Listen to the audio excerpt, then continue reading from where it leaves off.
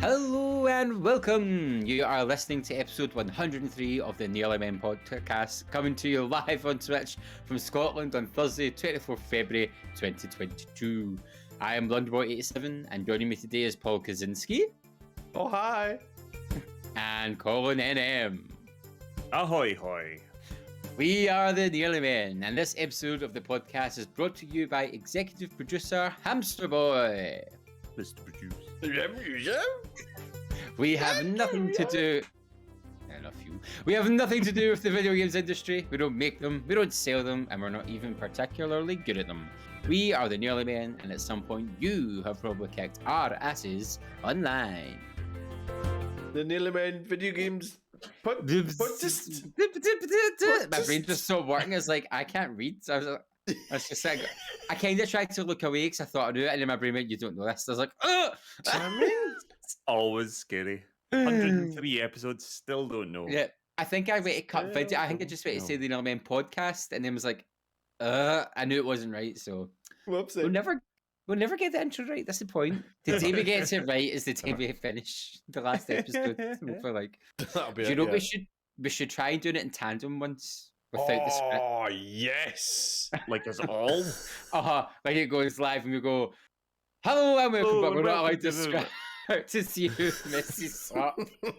Paul will have it off bat, I imagine. I mean, we'll all mess it up. A But beautiful I'll Greek just start going chorus. hum hum hum hum hum hum hum. rhubarb, rhubarb, rhubarb, rhubarb. And I think every so often, Colin, you'll go no and catch up with a sentence and then start waffling again. Why would I do that? Because you know better than me, that's what I'm saying. So I'm just right. going blah blah blah blah blah blah. Paul's gonna have it Perhaps. in down tap, and you every so often, just like a millisecond behind Paul, you'll be like, I think you've gonna put enormous faith in Kaczynski's Quite right. Kaczynski's learning of the thing. That's because he knows when I've got a job, I get it done. Uh-huh. Uh-huh. Uh-huh. Uh-huh. Uh-huh. I don't know about that, mate. You forget I've worked with you. Oh, aye. Forgot that. Well, we've got to have faith in what he is. So Well, but That'd be blunder. sweary from you, Paolo. Are you going to have to write that down? I don't know. I don't know if it came across or not. I didn't kind of said that under my breath. I'll take a wee note just in case. That's the earliest we've had a sweary on the podcast. Oh, who man. did the sweary? Mr. Kaczynski. I think I got away with it. I got away with it. It's the man that usually tells me off for the swearies. When we finish, timestamp. Do you have that timestamp? Alright, well, the Colin's start. like, I did. I wrote it down. The timestamp's dead easy. It's literally right at the start of the podcast. How are we this evening, gentlemen? Are we good? Very Good, well. Yeah. Very well, How's- yes. How's our past week been? Have we recovered from the amazing D&D that we had last week? That was great fun, wasn't it? Yeah, it was fabulous. I've just about recovered from us saving my hometown of Dunbog. Well remembered. I I- was I- like, I wasn't sure if it was in there, to be honest. I just went for it, and luckily enough, it was still there. I mean, you probably could say anything beginning with D, and we'd have been like, yes. Uh-huh, yes, yeah, yes, well yes. remembered. Good. Well, good, my good. my own hometown actually starts with a D and a U. So I nearly said my own. And actually, when Six, the wonderful DM, first mentioned it, I sort of heard it twice. I I took a double take from it. I was like, wait a minute, is Michael Aspel here? Did Six know that you were from the duh place? No, I No, don't it think was so. just a happy coincidence. I was wondering I believe so. when he wrote it, I was like, I wonder if him Colin kind of had a backstory sort of thing and just had that kind of set up. I was like, I knew literally nothing spooky. about it. Yeah.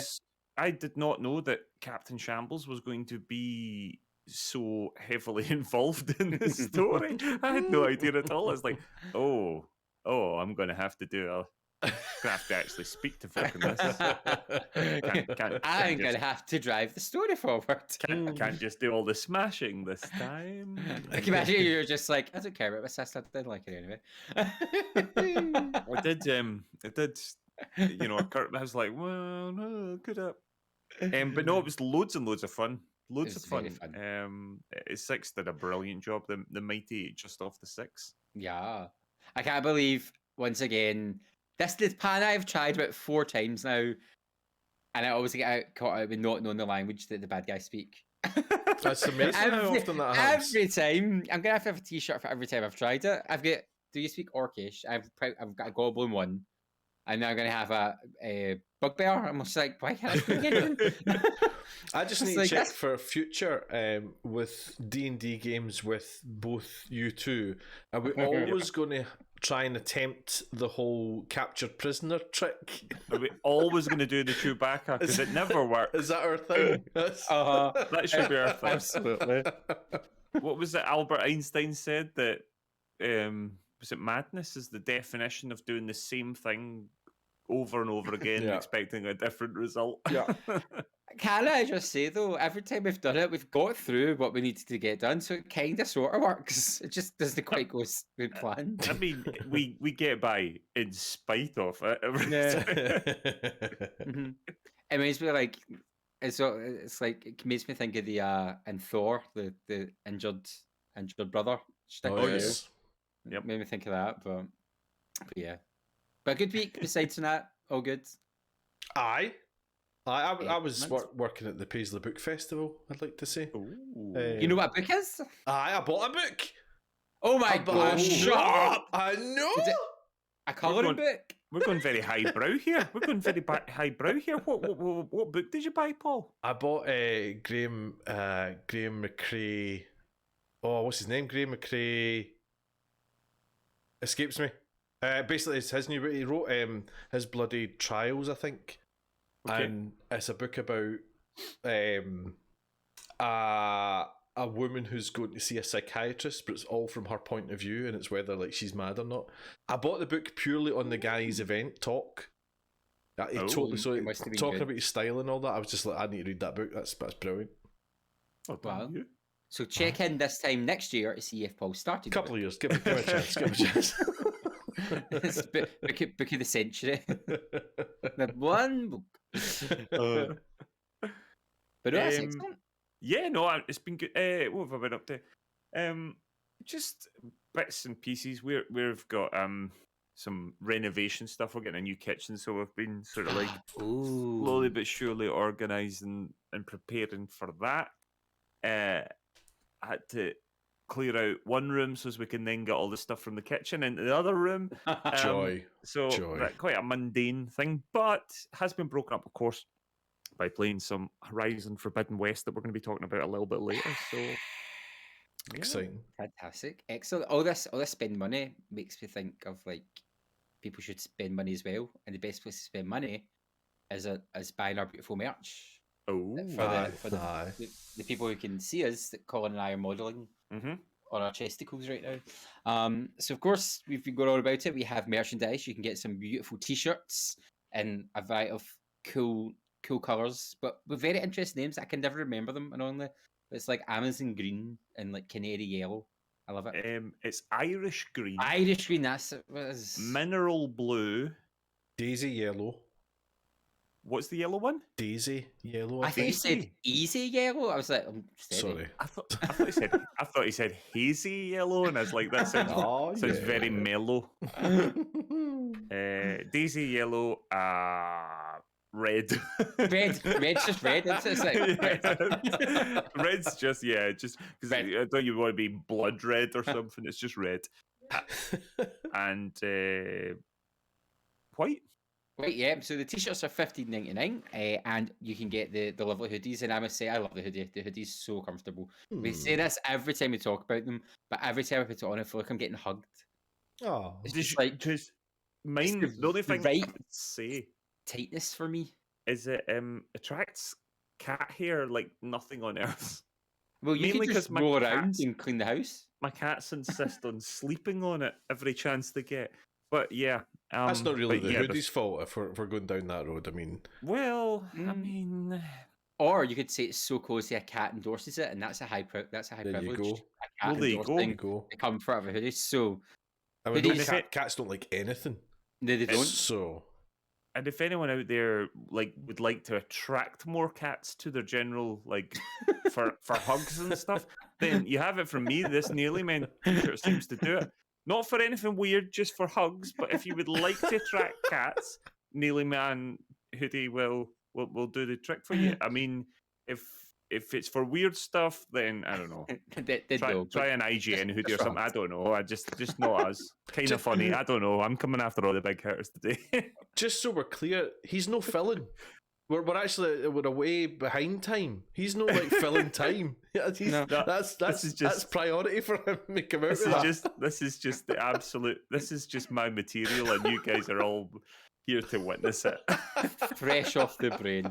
But yeah, hoodies are $20.99. I mean, there's a variety of designs you can Absolute bargain, mate. The Tetris design, the little face design. It's called the heads. The heads, the masks, the costumes design, and the joypad design.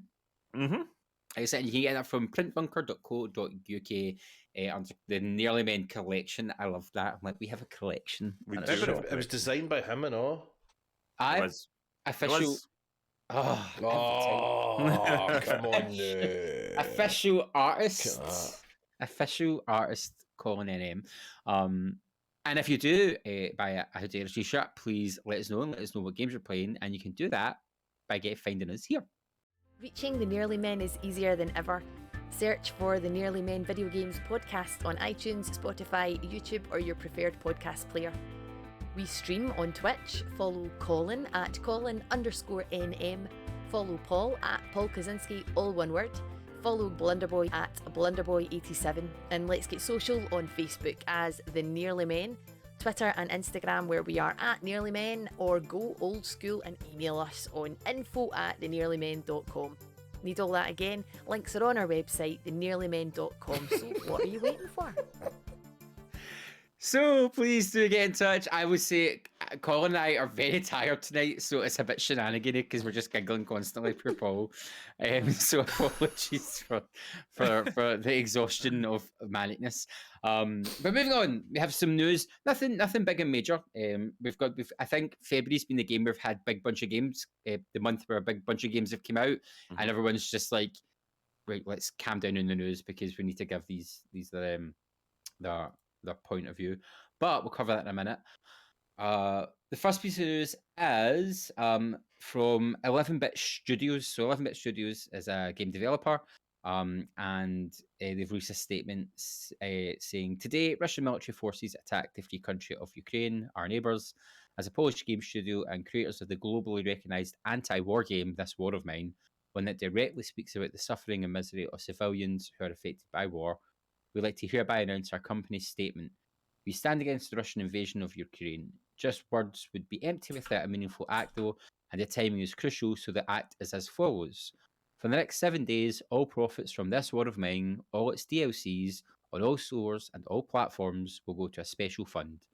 A week from now, this money will be donated to the Ukrainian Red Cross to directly support victims of war in Ukraine. Let this message resonate with everything you know about this war and how war kills people, devastates their lives and homes. Let us, players and developers together, do everything we can to support victims of war in Ukraine. Sincerely, all the people of 11-Bit Studios. So the game is called This War of Mine. I've played the game. I played the game a couple of years ago.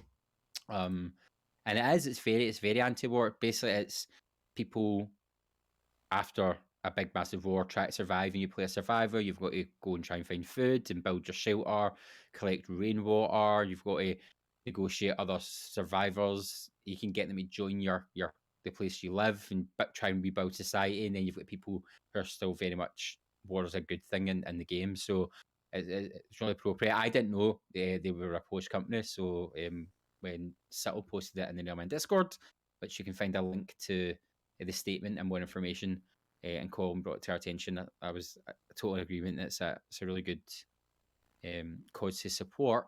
Yep. And it's not, Colin, you just looked it up, it's not as if it's like a £30 game, because it's like quite old now, 4 or 5 years. I bought it just before the podcast. I saw it, and just straight away, as Gary says, it is indeed in the Nearly Men channel. You can find it in there in the Nearly Men channel on the Discord. Subtle Sraff has put it there. There's a little link. It'll take you straight to Steam, or you can just go into Steam and put it in there. I got the complete collection, which has got the DLC and a season pass. That was £4.41. I think the base game at the moment is like £3.40. But as they said, all proceeds for the next 7 days are going to the Ukrainian Red Cross. Got to say, absolute, kudos, huge kudos and support to 11-bit studios for doing that. And of course, what an awful thing! What an awful, unjust attack on a sovereign state, a sovereign, independent country. And we all stand with the people of Ukraine, and we hope this is resolved as peacefully and as quickly as possible, with Ukraine's independence remaining intact. Yep. So yeah, please go have a look. And it is it's a you can put this in buddy. It's an enjoyable game to play. It's a tough game. It's very hard hitting, but you're going to get a game out of it, and you're going to support a cause which is very in need of support at this moment. So Absolutely, go find it. But moving on, we're going to have a very quick chat about something that's happening tomorrow. yes, A very, very big game is going to drop tomorrow, which it's a game which I didn't think I was going to get into, but I fell for the hype. I fell for the hype. I sit and preloaded my console as we speak. The hype is off the scale. Yeah. It is Elden Ring. Now, before Collins, I kind of knows most about this.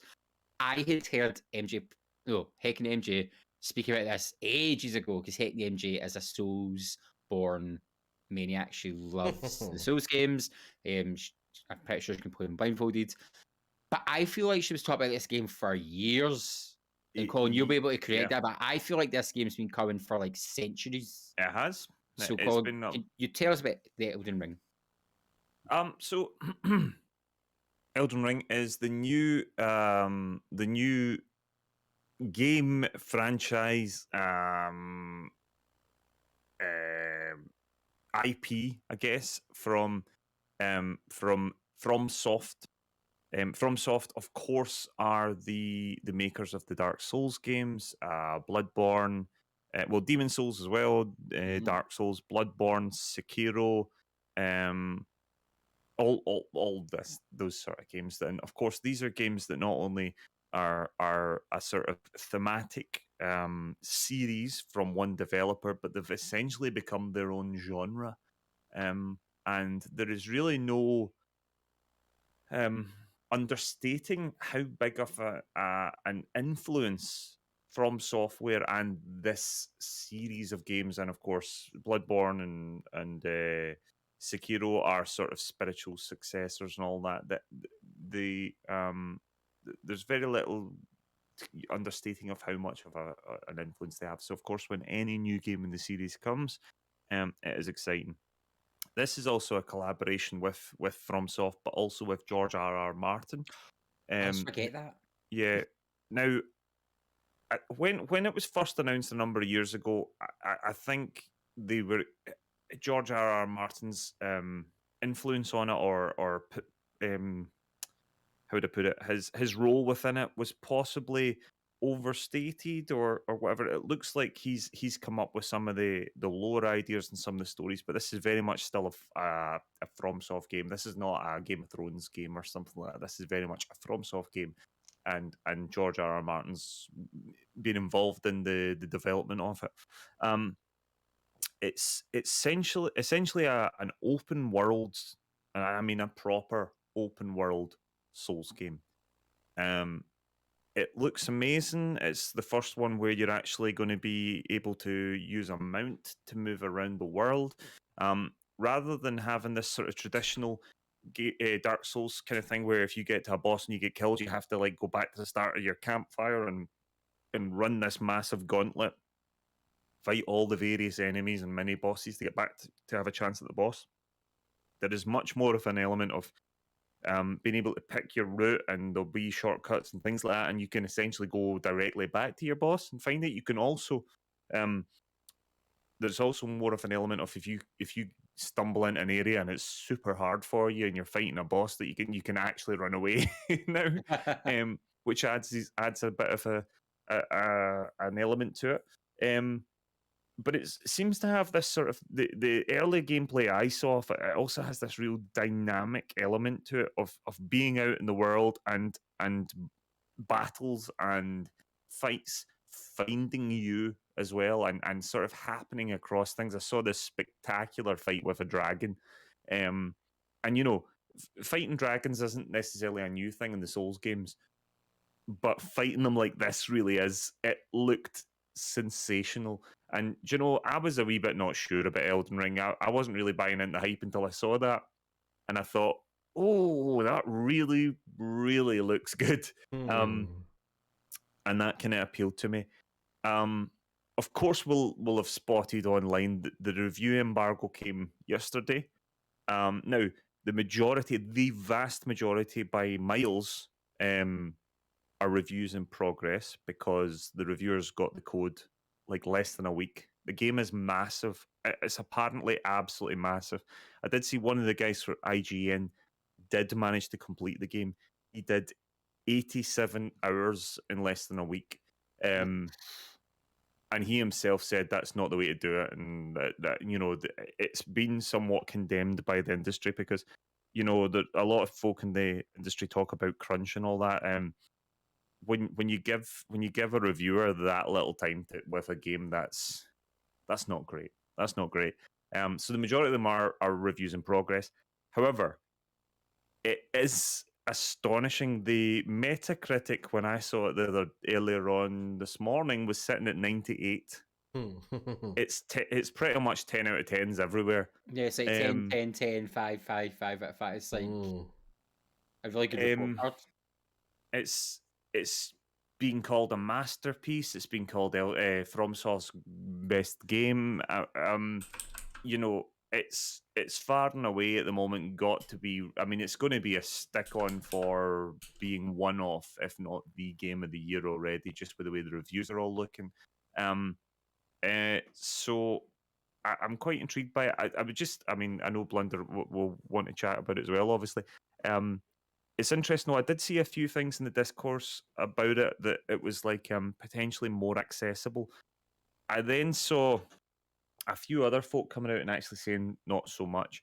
And Alana Pierce, formerly of IGN, who's now a writer on a writer for Sony Santa Monica, she put out a couple of tweets basically saying, "Listen, just to kind of nip this discourse in the bud, Elden Scroll is incredibly difficult. It is incredibly difficult, and it shouldn't be considered accessible, or it shouldn't be put out that it's suddenly more accessible than other Souls games. It's one of those ones where,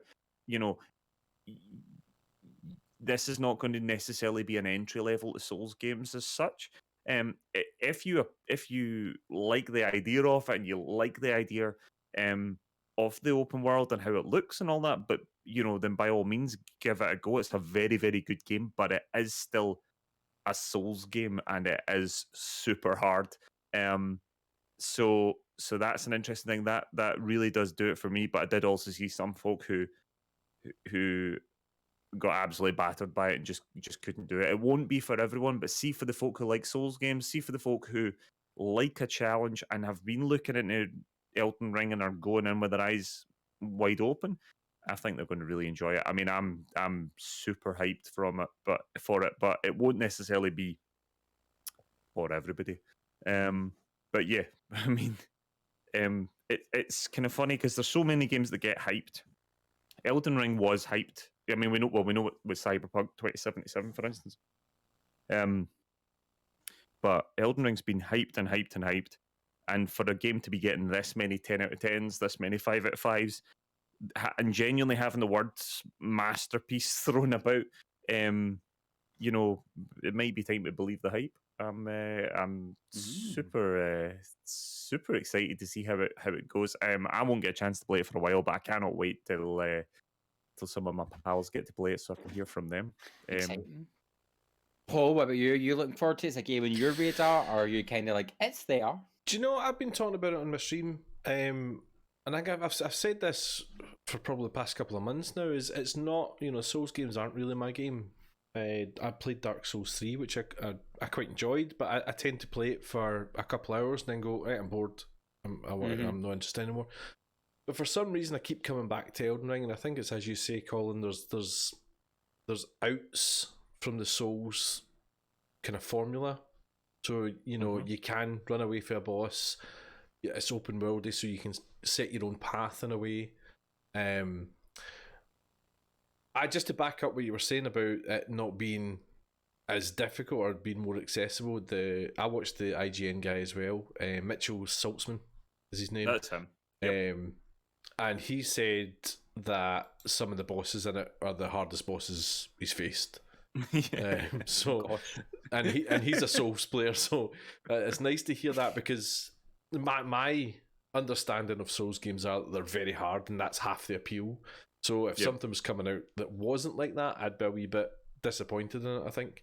So it's good that it's opening up to be more accessible, in that someone like me is maybe a bit more interested in it, but it's still, as you say, Colin, scratching that itch for the Souls folks. I don't know if I'm going to get it. I don't know. Had I got a code for it, I would play it, definitely. I'd be excited to play it. I'm frightened about picking it up, because I'm frightened that I still get that couple hours of excitement and then very much I'm bored now, which I don't think I'll get, but I'm not willing to throw down 60 quid to make that decision. So I'll wait and see what Soulsman over here thinks of it first.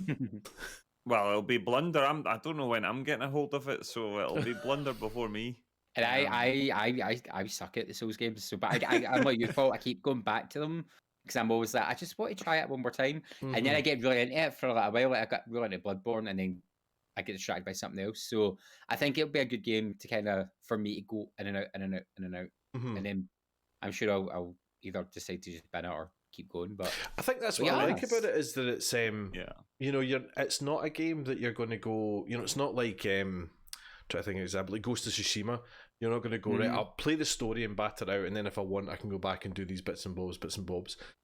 Playing a Souls game, I think, is it's a project. You're not going to sit and play that constantly, and the only game that you're going to play and finish it. Speak for yourself. It definitely seems that something that's there, and you maybe do a wee session in it and move on to something else for a while, and then go back and do a session and whatnot.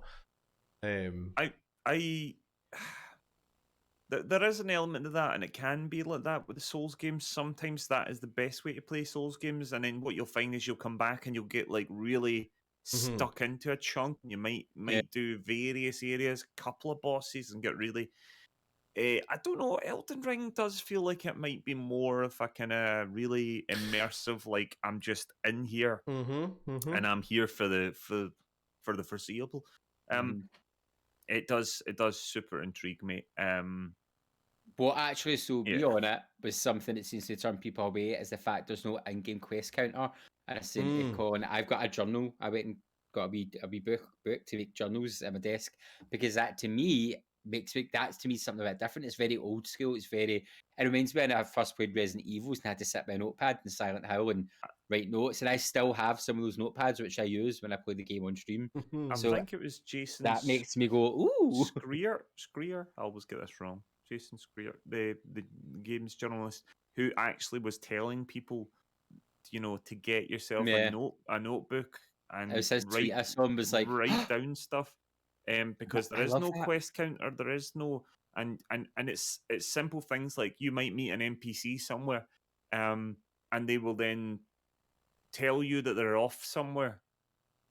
There's no way, you can't just like click their name in the book and it'll give you a little waypoint of where they are. You have to, you'll either happen across them at some point, or you need to go and find them at that place, and that does appeal to me. But again, that's not accessible. No, that is not. That's the I complete really like that. opposite. Absolutely. Yeah. That's the sort of immersiveness of it, and it means that I kind of get the impression that Elden Ring is not going to be the sort of game that you can, just mess about and while you've got Twitch on in the background or something, blunder. I know that's do that. I know that's something that you like to do, but I don't think this is the sort of game you're going to really be able to do that, because I kind of think it's one of those ones that and I'm quite. Yeah, I mean, the more I'm talking about it, the more excited I get. Now stop it, because you're not allowed to get it just now. I'm the same. I'm the same. The more I talk about it with people, the more excited I get, and the more interested I get. And what just one last wee thing. Sorry, Gary.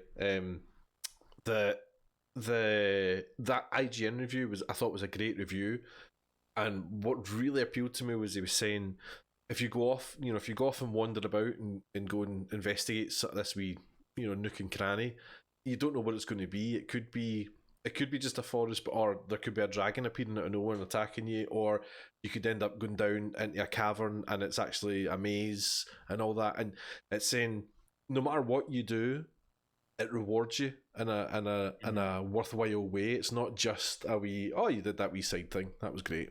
It does give you, whether it's an NPC, as you say, Colin, or a piece of armor or a weapon or whatever. And I love that whole aspect. I love the fact that it's. I just love the fact that it's got no quest markers and all that. It's apparently gigantic as well. Aye. Yeah, it makes me think. It makes me think of being a character in Lord of the Rings when they're like, "We need to go west." Yes, and you go west. It feels like a proper event as well. Do you know? Because Twitch is going to be just absolutely full of Elden Ring tomorrow. This whole weekend, it's going to be the game that everyone's talking about. So I'm going to be sort of avoiding everything. So I'm like, I kind of want to see it. But to have a game that's been this hyped, like genuinely, I think the last game that was this hyped was Cyberpunk, and it was a disaster, right? So for a game to be this hyped, and because the reviews for Cyberpunk were sort of all over the shop, because they were a bit like, well, PC, it was very good, a lot of them, but then the console was a disaster, and that very quickly came out. There's some problems here. But for Elden Ring's reviews to be so, glowing, it feels like a bit of an event. It's gonna be exciting. So keep your eyes peeled for one of us or all of us at some point try to take on the wilds of Elden Ring and losing the plot completely. Mr. Kaczynski, do you have any tasty morsels? But for morsels for Blunder, of course I do. Here's one for you. Sony are now rolling out the mobile app update. I don't know if you heard about this. It's when basically, like an Xbox, when you take a screenshot in Xbox, it gets delivered to your mobile app and you have it on your phone immediately. Well, within minutes. Goodness. So Sony are now rolling this out as well. I know, thank goodness. Xbox have had this for years. So the US are getting it now, I think, as far as I'm aware, and then other countries are following suit. But that's great. If you want to post something on Twitter, say from a PlayStation at the moment, you have to go into the media and post it to Twitter through your PlayStation. So it's a nightmare to type and all that. So getting it on your phone is a big bonus. I can't wait for this. I cannot wait for this, because since it happened on Xbox, I've had it for a while, and it seems like the easiest thing in the world, and it genuinely seems like, why haven't Sony got this? Yeah. So long overdue. Fall Guys is getting crossplay. There you are, about time. Which proves that you can just flick a switch sometimes. Apparently, this is thanks to Epic online services, so PC and PlayStation players of Fall Guys can play together. Still no news of the Xbox or Switch versions, but I presume when they arrive, they may well be in that bag. And a final wee morsel for you. We're a fan of movies and TV and all that here as well. Gaming related. Did you know that Amazon Prime, or whatever they're called, Amazon Studios, bought up Fallout, and we're going to make a Fallout TV show? Did you know that? I did not. I heard this. I had no idea. Murmuration. 2.5 years ago. Forever. 2.5 years ago it was announced. And so I think it's the Captain Marvel and Westworld folk are showrunning it. Jonathan Nolan's in line to direct the premiere episode. But the first piece of casting has been announced, and I had to include it because of you, Colin. It's Walton Goggins. Ah, yes. Yes, Walton Goggins. Boyd Crowder. So you know him from Justified, The Hateful Eight. Gosh, what else? Django Unchained. Everything. Yeah. He was in Predators. He was in Predators, very good in Predators. He's in lots of things. So Great there you actor. go. And apparently there's like a whole lot of things planned, but that's your crumbs for today. Nice. Tasty. Thank you. You're welcome. Next up, we're going to jump over to the subbies. Subbies. And we're going to batter through these nice and quick. So we're going to have Game Pass editions first. On the 17th of February, you get Total War Warhammer 3 on the PC. Total Warhammer. On the 22nd of February, RoboQuest, which is a game preview on the PC. On the 24th of February, Dragon Ball Fighter Z on the PC, Galactic Civilizations 3 on the PC, and Super Mega Baseball on the console. 20th of February, Alice Madness Returns on the PC. That's a good game. 1st of March, Far Changing Tides on console, and the 17th of March, you can get Shredders on the console. I have heard of like 3 of those games. On Games with Gold, here we go.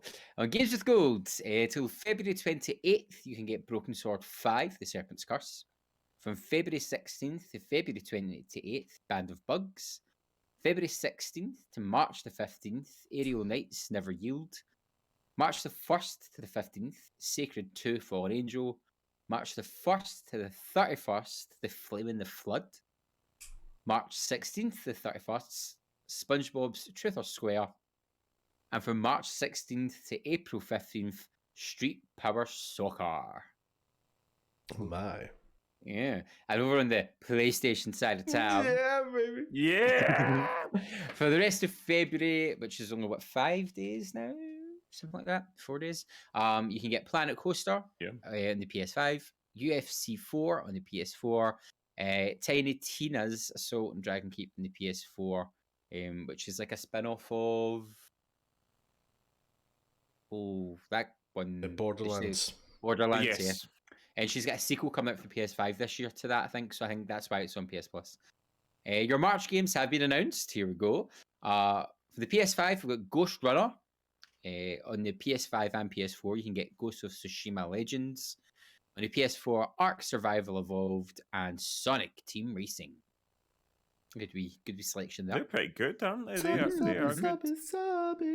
That's beautiful subbies. We've not finished Ghost of Tsushima yet. I'd ask us if we get stuck We got stomped in the and then raid. hammered. It was solid. We did. We need to try it again. Get Queen of the North back. Our guiding light. Queen of the North. Queen of the North Carolina, biggest fire the North's ever seen. Silly boys. That was a sensational impression of That Man was. Rider, by the way. That Absolutely. was. So games. We've got a couple of games to talk about, but there's a biggie. There is a There is biggie. a biggie. Colin, would you like to lead it? Because you got the code. You got the secret. Yes. I'll no jump bother in at all. and shout things. We were lucky enough to receive a lovely code for Gorilla's brand new game Horizon Forbidden West, which of course is the sequel to Horizon Zero Dawn. We received the code the day before launch. So I managed to play a little bit before it. I managed before the game came out. I played some on Friday when the game released. I've got to say, Horizon Zero Dawn, the first game, I had a good time with it. I wasn't necessarily blown away by it. I did end up platinuming in the game, which is usually a sign that I have enjoyed the game. I liked it, but I kind of felt, it could have done more. And I kind of had a feeling, or I kind of hope with the new Horizon game, which of course is Forbidden West, that it might be a sort of Assassin's Creed 2 to Assassin's Creed sort of thing, where a game that had a lot of promise, but was kind of lacking a little bit. And then along came Assassin's Creed 2, and it was just a brilliant game. They just really learned from all of the last one, really fulfilled the promise, really added variety, really honed in on the gameplay of it. And I have to say that, this is very much a review in progress. Both myself and Blunder have been playing it. It is a massive game, so obviously we haven't completed yet because we only received the game the other day. But I have to say, so far, it really does feel like they have done exactly that. It is great fun to play. It looks absolutely spectacular. Both Blunder and I are playing it on PS5, and it genuinely is one of the most astonishing looking games I've ever seen. It really gorgeous. it So feels nice. very next gen, like incredibly next gen. I know it's not actually a fully next gen experience because it is on PS4 as well. And I also have to say, I decided this is the first time I've actually properly done this, but I booted up the PS4 version of it on my PS4 Pro. So it's the PS4 Pro. It's not base PC PS4. I haven't played it on that. I have to say, it runs incredibly well on the PS4 Pro. I was astonished. I genuinely thought, I was like, oh, playing it on PS5, I was like, I do not know how this is going to run on PS4. There's just no way. I'm very pleasantly surprised. Obviously, it doesn't have the haptic feedback that you have with the DualSense controller. It's not going to have the resolution or the draw distance that the PS5 has. But I have to say, it runs really, really well. So, I know it's very difficult to get a PS5 at the moment, and there are people who I was chatting with, people in the community who are desperate to play this game and are a bit like, I don't know whether to wait PS5 because I don't know when I'm going to get a PS5, or should I get it on PS4? And I was a bit like, well, I don't know. Let me have a look and see. I have to say, if you've got a PS4 Pro, definitely, and you're not going to be able to get a PS5 for a while, I would say go for it. Because you can get it with PS4 and PS5. You can get it as once. You'll get a digital upgrade for both anyway. So when you do get the chance to play it on PS5, and then I'd suggest you play it on that as well. But I have to say, so far, I think it's brilliant. It's absolutely brilliant. Blunder, you've really hit it hard this week. What are you thinking? You're further than I am. It's hard to say where I am in the game because, like you said, it's massive. And I remember before the week before it came out, we were talking about it, and you went, "Oh, I've heard the map's huge," and I went, "Oh," because I'm in that stage of my life where I hate maps that are too big. And this is a man that's just bought Elden Ring. I know, but so maps that are too big, but also maps that feel really empty, which we had that talk about. Remember, you felt like it goes to Tsushima a little bit, whereas I didn't. And I think it's just how you interpret the world. And Horizon Forbidden West is this weird thing where you look at the map and you go, oh my gosh, that is the biggest map I've ever seen. This is going to be so boring. But then, playing the game, you get from A to B really quickly. Like, it's weird. You don't feel like you're running for ages. That's my big bugbear, when you're just running through a really pretty environment, but nothing's happening. Whereas in this, there's a camp, or there's machines, or there's people to talk to, or there's people giving you hints, and there's a new settlement, and there's a collectible, and then, or there's medicine to go get. And then you're like from A to B, and you're there, and you're like, oh, I get to do the next bit of the story. I don't know how they've done it. I don't know if it's just the aerial map looks bigger, and then on foot they kind of tweak it a bit. But it gives you this sense that you're in a massive world, but you're not wasting your time just going from A to B. I just think it's very well. It's very good game design, and even kind of level design in that sense. That, as we were saying earlier, the side quests, and I'm a sucker for side quests, and I know you are as well, Paul. The side quests don't feel like side quests; they feel part of the story. You're learning something new about the world. You're learning something new about the tribes. You're learning something new about yourself, or like it just everything adds together. So you don't feel like, oh, I better go do the side quest now. In fact, whenever I get to like a new segment, because in my mind I've segmented the maps to do with the main storyline points, I'll go do every side quest in that area before I do the main mission, just so I go in knowing I've not missed anything in the world. And it's just really smart that way. My one thing is, I think it's overwritten. They talk a bit too much. Well, like they could simplify a bit, but I've started skipping some dialogue when I've read it. I'm like, skip, just because I'm reading it faster, because they talk an awful lot. I'll chip in that because I've just been playing the first one, And I would agree with that in the first one as well. It's overwritten a bit. I'm a bit like, shut up, let me do. I know what you want me to do, but why you tell me 18 other sentences to go with?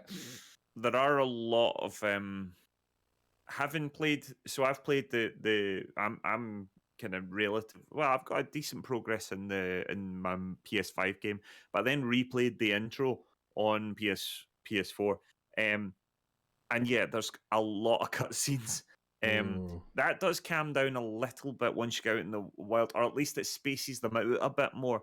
But yeah, I have saw somebody complaining on Twitter about how much of a nag Aloy is at points, constantly like sort of nagging you onto your Well, see, your I don't next think she objective. does. Actually, the other night I was sitting thinking, going, "Oh, thank goodness she's not going. I should do this now. I should do this." Like, she doesn't actually do that. Like for me, maybe they were just taking too long. I don't But know, maybe. she's never kind of did that. I'm going to be passively aggressive towards the player, which is nice because I hate games where they're like, "I better go check that book." You're like, "I'm just checking everything else. Shut up." So, but I mean, Aloy is just.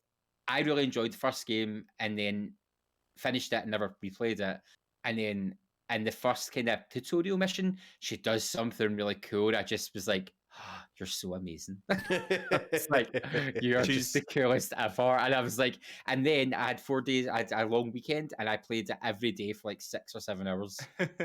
Like I've just been stuck in it. I can't put it down. I can't believe how funny it is. It's Like the humor's good. The writing is good. See when it's not like over talking. It's so well written and done. there's a couple of moments. There's a moment early on where there's a rather officious character, and he sort of starts something, and Aloy just sort of turns to him and just shushes him. Yeah. And I genuinely just wahaha laughed out loud at it. And there's a couple of little moments like that. And another thing is the character animations, the faces, and not just Aloy. Aloy looks so realistic. Of course, there's been a big thing about the fact that she's got like peach fuzz hair How dare you look realistic on her face, and you can actually see it in game. It's astonishing. And you know, you kind of expect to see that level of detail on your main character. You're going to be spending a lot of time with them. You're going to be looking at them a lot as you're playing.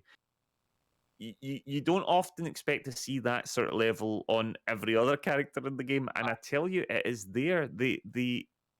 I don't know if I've really seen, perhaps with the exception of The Last of Us 2, which is also just an astonishing, you know, whatever you think of the game. I know it divides opinion on here a little bit on side. It doesn't divide opinion on the technical side of things from us all, and it genuinely it's the most incredible looking game, and it's that sort of level of detail in a genuine open world. I have to say, Blunder's disagreeing with me on this, but I have to say, I'm finding it pretty tough. The machines are not. The machines are not to be messed with. Like they give a good kick, they put up a fight, but no, I've not died to the machine yet. I can't believe it. It's bloody Returnal. Nah, it's Returnal all over again. He's playing on his mode, must be. I absolutely am not. But I think you can feel the love in the game. Like every little bit's creative, just done so well, and the story is great. The story, it picks up where the first one ended. It gives you a wee recap and stuff, and then it just goes from strength to strength. And there's some great plot development that I don't like saying, because then people start trying to figure out what's going to happen. Yeah. But like I genuinely went, oh, and dropped my control pad at one point. Those are very expensive, those dual senses. I know. The story has you going, and it keeps you really gripped, and it's a real emotional investment in it. And for characters who, I didn't realize it's been 5 years since the first one came out, it makes you feel really warm to them again, even if you've not played the first game recently. Like, I was like, oh, that's that character. And then they had a bit of banter, and then I was like, oh, I like that character. That's right. Yeah. They've done well at making you really care about the world and environment. It's done. It's really, really good. Really strong. The machine designs are amazing as well. There's a lot of new machines in it as well. Like, this is not just, you're going to meet ones that you have met before, but there are new ones as well.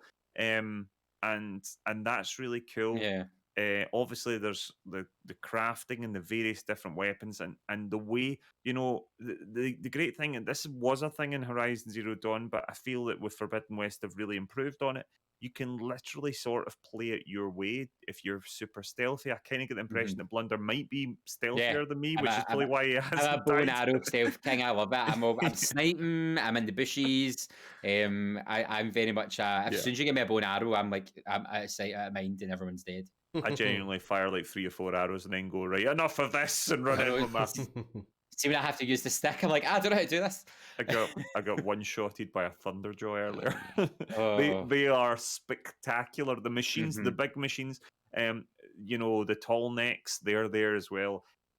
It is fabulous. And genuinely, as a technical sort of, I think the water looks fabulous. The water's gorgeous. The draw distance is astonishing. I mean, the distance... You can see the sort of I just can't really believe they've pulled it off. It is really great so far. I mean, you're probably right. There is points where it is a wee bit Basil exposition. It's never really the main quest, so I think that's what it is. The main quest, I don't mind listening, but see when it's a side quest, I'm like, gonna just tell me what you want me to do. Well, see, I need your biography. I quite like the fact that it's not, because the side quests aren't like just go and fetch me 10 of this and 12 of that. It's sort of the closest I can think of is something like The Witcher 3. The Witcher 3's side quests were excellent. They weren't just a crappy, people at Ubisoft, for instance, they make these Assassin's Creed games which have these really huge worlds, and they're great, but there's loads of just busy work in it that you just can't be bothered doing. That's not the case. There's none of that. Just about every single side quest you see, and this was much like the case with The Witcher 3, you're like, oh, I really want to do that. I guess I'll just do this side quest. Rather than going, oh, can't be bothered, you're like, I bet this is a good one. And then 9 times out of 10, well, all the ones I've done so far have been worth doing. Oh, no, they have. I just hate when they say, I want you to do this thing, and then they keep talking. I'm like, well, let those go do it. And one thing as well is, I think you're scared to not do side quests, because depending on what quest you did and side quest you did in the first game, it changed the ending slightly. Like, it had a bigger impact. So I'm always like, well, if I do this, will they come back later and do it? And that's happened. A few people have popped up in different places, and I'm like, oh, I remember you. And again, it's that world building where you feel like you're having an effect on the world, which is... an open world done right. Like, it's not just you did something, no one cares. It's like that person's remembered you, that little digital avatar, and you're like, hi bestie. But no, I love it, so I just can't wait to play more. In fact, I'm gonna have to try and play Elden Ring on Sunday. I'm like, what do I play? It's gonna be so difficult, but highly recommend it. It's so good. And I can't wait to finish it, and that just because I want to see what happens next. The story's captivating. It just goes to show that, obviously we've been doing a lot of talking about how good Game Pass is, and I know that Xbox have been making a big improvements with their own games, things like for Forza and Halo Infinite and things like that. But it does go to show that still at the moment for these big first parties, I don't think anybody can really touch Sony for these. They just seem to get these games so right. It's great, really good, fantastic, nice. Pogzinski, you've listened very patiently. What have you been playing? Usual. The like the Star Citizen. I'm still addicted to Star Citizen. It's great fun. Never heard of it, mate. You've never mentioned this game. And well, do you know what I've been playing a lot of recently is golf. PGA Tour 2K21. Jinx, that's what it's called, I think. Aye. I've been playing. Look at those shorts. That was today. They made me change my outfit because they thought it was too grey. They wanted a bit of colour. Oh, that's nice. That's nice. No, I've been playing a lot of I've always played this and I've always enjoyed it, but I don't know. Recently, just get back into it, and a lot of people kind of came out of the shadows, kind of saying, "Oh, I love this game," blah blah blah blah, and so we've got together a wee closet golfers, closet nerds, and we've got together and we're going to do a wee community tournament with it. So there's about There's about 15 of us or something. Wow. All kind of grouped in, and we've got wee societies set up, and we've managed to find a way to make it so that it's all platforms, because it's not cross-platform, but we've found a way to make it work where we can all essentially play in the same tournament. So yeah, I'll be streaming more of it. I think I might stream my rounds of the tournament things, because it's a that kind of tournament where you can play in your own time. You just do your round of golf whenever you can, kind of thing, and report your score. But yeah, no, I can't get enough of the golf. It's horrendous. It's a horrific, stupid sport, but it's great. That's pretty much all. That's it. Oh, I will say I do like coming at your golf streams. I'm not a golfer, because I beat the green to pieces when I tried, and I was like, I can't do this. But I was we've just seen golfing's so chill. We've just seen that putt. That was a hell of a putt, Kaczynski. That was a ludicrous putt. You get a wee replay wonder as why well. you chose this section of gameplay to show. Bloody hell. Sorry, Blunder. I just couldn't believe that.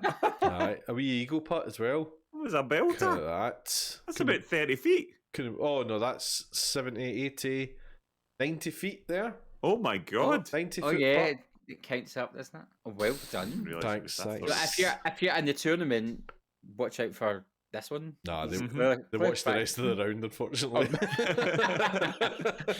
And you mentioned Star Citizen. I keep going to start it and checking out. I think I need a time where I don't have anything important to do. So we should hook up. When you go in, we should hook up and we can kind of hold your hand. Yes, that'd be good. I mean, he says that, but all you'll be doing is sitting in jail with him. That's the only thing he does in that game, is just I have heard you're a naughty boy, a naughty space boy. Well, I deliberately wanted to break out of jail. That was the thing. I deliberately wanted to break out of jail because you can do it in a number of ways. You can serve your time, or you can go and mine and cut down your time, or you can escape. So you can get a code to shut off a fan, and you crawl through the fan, and then you go through the tunnels behind this prison and all that. So I was determined to make that work, but you need to have somebody outside waiting on you so they can take you off because you've no ship. And you want me to be your ship? Well, no, but poor Johnny Caput waited an hour and a half one day, and I didn't actually make it out of prison. Oh gosh. Paolo's streams, you know that song, "Tonight there's gonna be a jailbreak." Well, Paolo's streaming schedule's essentially been, "Tonight there's gonna be a jailbreak. Tomorrow there's gonna be a jailbreak. The next day there's gonna be a jailbreak. Next week there's gonna be." It showed that those kind of streams really showed the potential of what can happen, though, which is lovely, because it isn't a full game yet, but it's got a lot to do. But we tried to break out of jail, and I didn't manage it a number of times. And then I managed to break out of jail, and I had to steal a vehicle to then drive far enough away from the prison so that Johnny wouldn't get shot in his ship.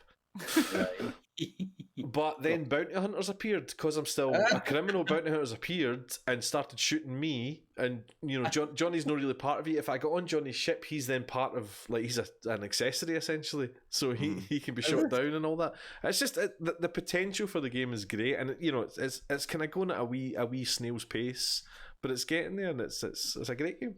Sounds good. It's very exciting. Colin, have you played anything else? Yeah, a couple of things. So jumped into the new Sea of Thieves adventure. That was the first adventure, Shrouded Islands it's called. It's really good. It's quite a short little experience, but it's added some lovely new mechanics into the game, and is already starting to shed a little bit of light on where Flameheart's gone, what is happening, and it's introduced the brand new character Belle as well. It's really good. I had a lot of fun with it, and I can't really wait to see what happens next on the. I've got a lovely ghostly compass, which you get as a sort of item when you complete the thing. I think it's only until March the 3rd. So if you're wanting to get that ghostly compass and find out uncover the first adventure, you need to get that done before the 3rd of March. But really cool. I'm very, very excited for Season 6 of Sea of Thieves. It's going to be great. And of course, the other day we had a little stream on my channel of Dread Hunger. I played with some lovely friends. And it was myself and Bri and Cinnamon and Idlebird and Random Bloke. And oh my goodness, it was genuinely some of the best games I've had of Dread Hunger. We played all the maps. I finally won. I finally escaped once. I finally won as a survivor.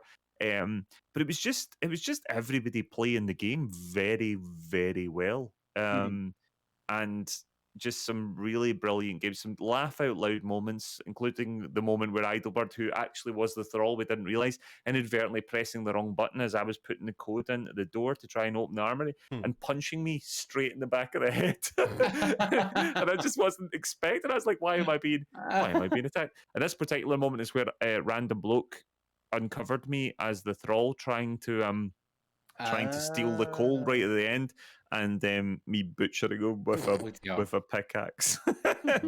It was just fabulous. I genuinely love the game, and I absolutely love the new map. The new map, The Expanse, is excellent. It's such a good game, and I genuinely can't talk highly enough of it. I really do adore it. Nice. Lots of fun. Fantastic. Lots of fun. Well, some members of the community have been in touch with what they've been playing. Evil Monkey says, I beat Elden Ring and it was the worst game of the year. Seriously though, Elden Ring is not my style of game, but there are a lot of 10 out of 10 reviews out there, and that's enough to get me to try it, especially with the new TV I just ordered. OLED, here I come. Oh my. Evil sent me a pic. He sent me the details. It's a 77-inch OLED he's got.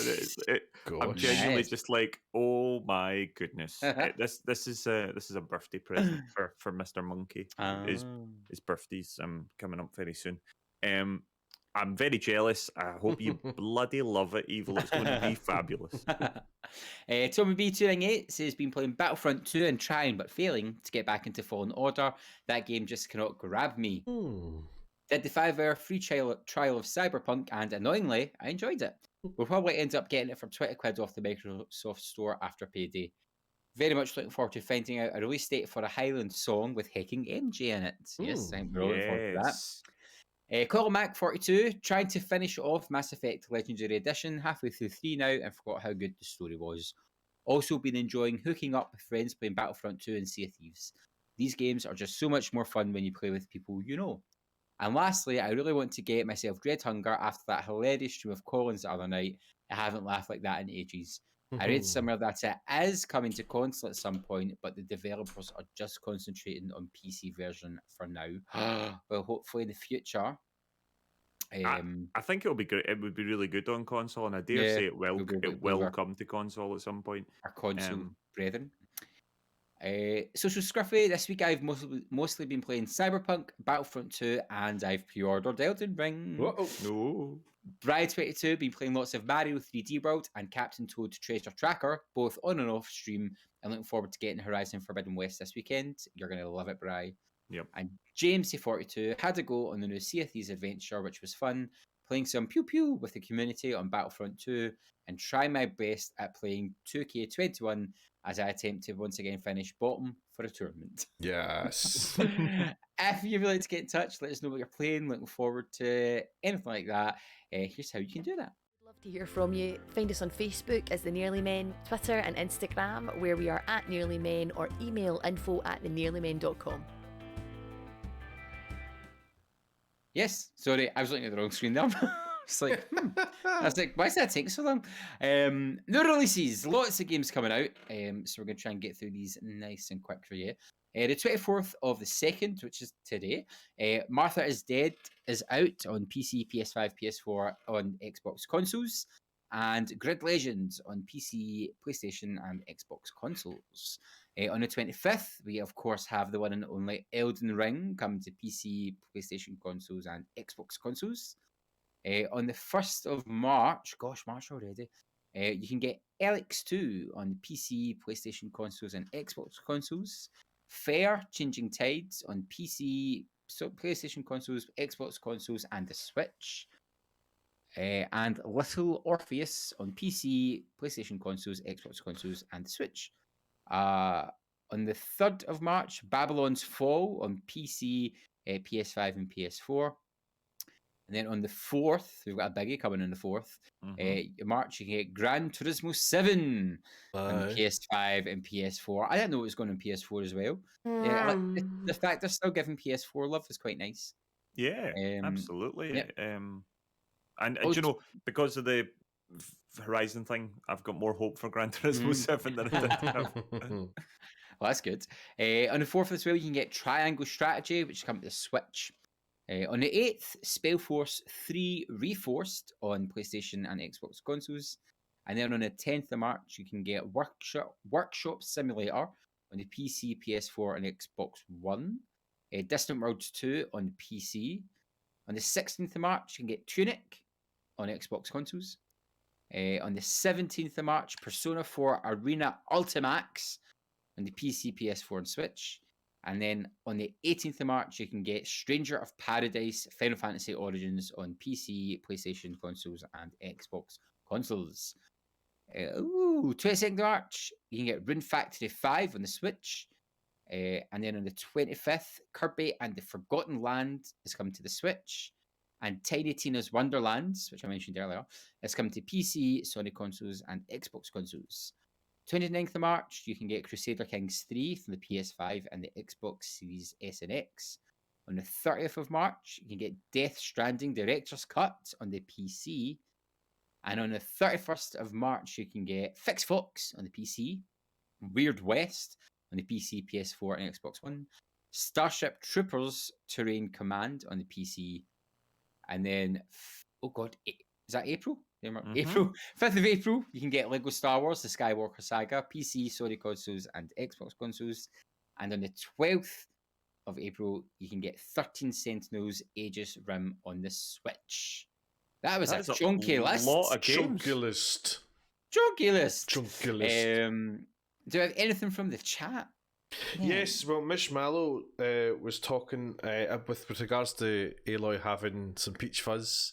Mish Mallow says, no, women are not allowed hair. You'll go straight to hell if you have a single leg hair. Doesn't matter if you're being chased by giant mechanical monsters, them legs gotta be smooth. Absolutely. Get the Vita in the apocalypse. And in relation to Evil Monkey getting a 77-inch OLED TV, Sherry Bobbins has just said, before you ask Colin, no. I wasn't sure if that was a TV or Elden Ring or both. I was like, she's just saying no. I think the answer's the same, whether it's Elden Ring or the 77-inch OLED. But specifically that no was for the 77-inch OLED. Love it. Jimin, what streams are coming up, if anything? Anything exciting, anything fun, anything new? I'm going to be on tomorrow, so that's Friday the 25th. I'm going to be on at 11 a.m. with some Sea of Thieves, sailing with Ride or Die and Audentior. Lovely. We're going to have a bit of fun. I've got no idea what we're going to do, but we're going to sail the Sea of Thieves. So that'll be on twitch.tv/ColinNM. Nice. Paul, what about you? I return to the Sunday Social this weekend, 10 a.m. on Sunday, flying around the world still. Nice. Are we going to hit the ocean again?